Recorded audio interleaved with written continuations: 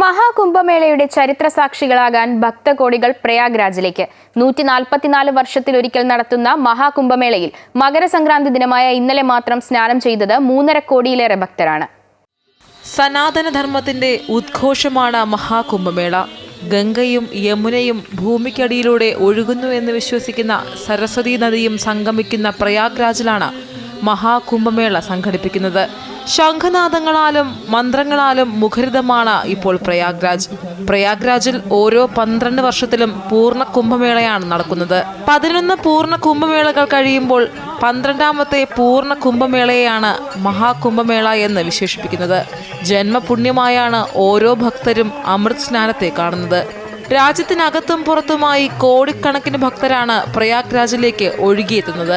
मैं सोच रही थी संगम के जल में डुबकी लगाकर कि मैंने क्या किया मेरे पुराने जन्म में, जिसकी वजह से मेरे को ऐसे पुण्य मिला कि इसी जन्म में ये अवसर मिला.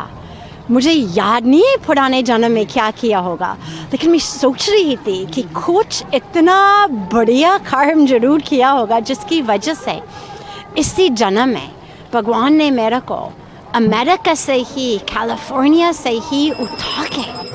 അഘോരികൾക്കും സന്യാസി പരമ്പരകൾക്കുമാണ് മഹാകുംഭമേളയുടെ ചുമതല.